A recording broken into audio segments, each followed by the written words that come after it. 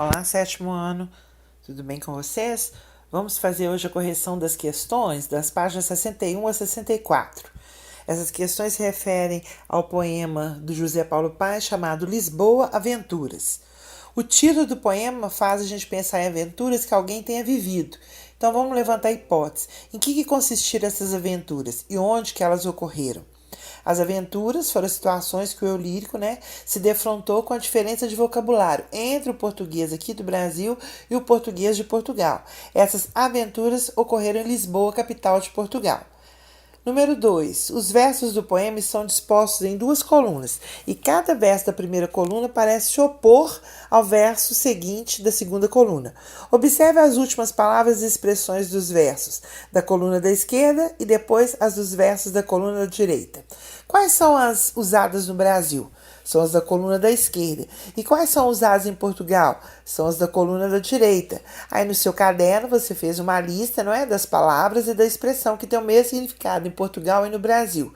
Então ficou assim: bonde, elétrico, cafezinho, lá em Portugal bica, meias, lá em Portugal peugas, descarga, em Portugal autoclisma, ocara, em Portugal opá. Na número 3, na segunda coluna do poema tem uma palavra que introduz uma conclusão. Qual que é essa palavra? É a palavra positivamente. Que ideia que essa palavra expressa? Modo, afirmação, negação ou dúvida? Então ela dá uma ideia de afirmação. O último verso do poema é reprodução de um trecho da Canção do Exílio, que é do poeta maranhense Gonçalves Dias, nasceu em 1823, morreu em 1864. Então tem lá um box onde está a Canção do Exílio. Depois responda. Letra A. Nos dois últimos versos da Canção do Exílio, há duas palavras que indicam lugar. Quais são essas palavras? Então são aqui, lá.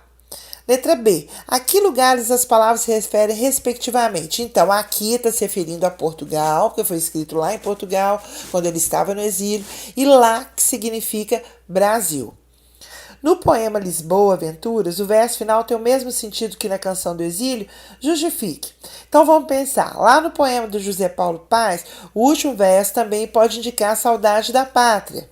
Porém, considerando que o poeta realça as diferenças entre o português lusitano e o português brasileiro, é possível dizer que ele brinca com a ideia de que até as aves lusitanas gorjeiam de um modo diferente das brasileiras, ok? Agora nós vamos para o número 1 do próximo exercício. Esse exercício tem como texto Viagem à Lua, uma das 10 invenções que a ficção científica inventou. Essa reportagem, esse assunto saiu na revista Super Interessante. Então vamos para o número 1. Identifique o valor semântico dos advérbios das locuções adverbiais destacadas no texto. Então, lugar são na lua, em uma espaçonave e na água. De intensidade, quase e mais. De modo, rápido, de tempo, 100 anos antes e na volta. Número 2. O texto ele estabelece uma comparação entre o que foi imaginado na ficção de Júlio Verne e o que aconteceu na realidade científica. Considerando essa comparação, explique por que tem no texto tantos advérbios e tantas locuções adverbiais. Para isso, você tem que levar em conta os valores semânticos dessas palavras. Então, como o texto está fazendo a comparação entre o que o Júlio Verne imaginou lá no século XIX e o que os astronautas fizeram na década de 60, é natural que predomine no texto noções de tempo, de lugar, de modo, não é? Então, de tempo nós temos lá quando cada coisa aconteceu, no lugar aonde o ser humano chegou e o modo como que foi realizado esse sonho humano, ok? Agora nós vamos para a questão número 3. Leia os enunciados a seguir, extraídos de revistas. Depois identifique e classifique os advérbios e locuções adverbiais de acordo com seu valor semântico. Então, na letra A. Ao redor do mundo, tesouros preciosos se escondem em navios que afundaram. A tecnologia moderna está ajudando a localizar essas riquezas perdidas. Mas a quem elas pertencem? Então, vamos pensar aí.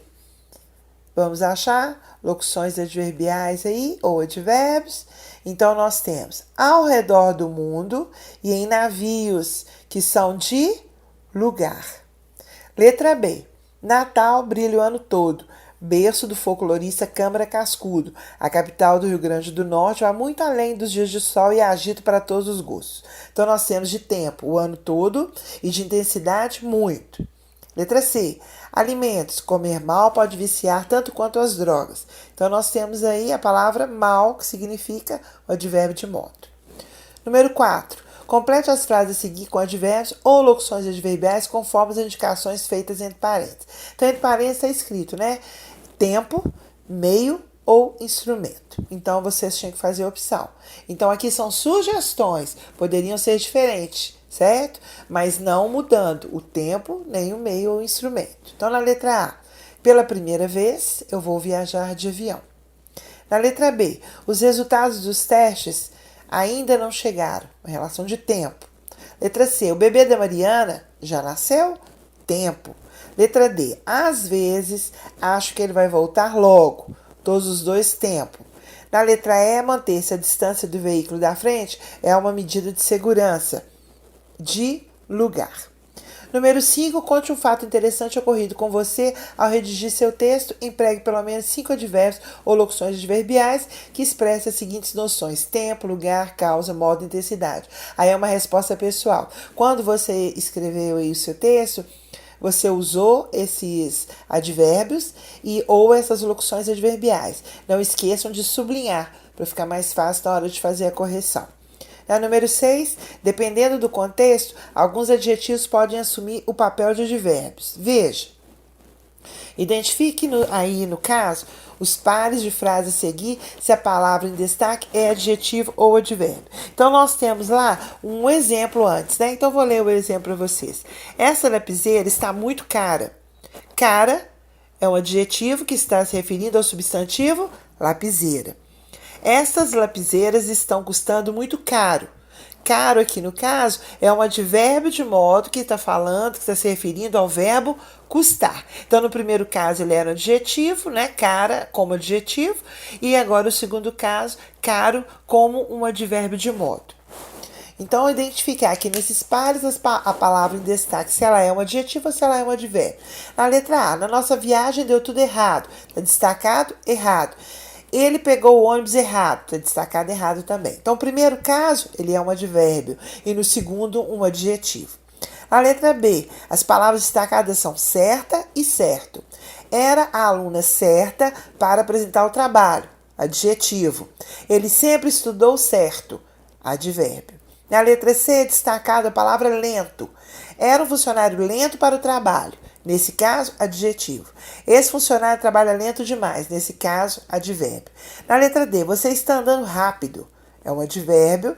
A palavra marcada é rápido. E a outra, minha mãe é rápida no trânsito. A palavra também marcada é rápida. E nesse caso, é um adjetivo. Ok? Então ficamos por aqui. Um abraço para vocês. Até a próxima.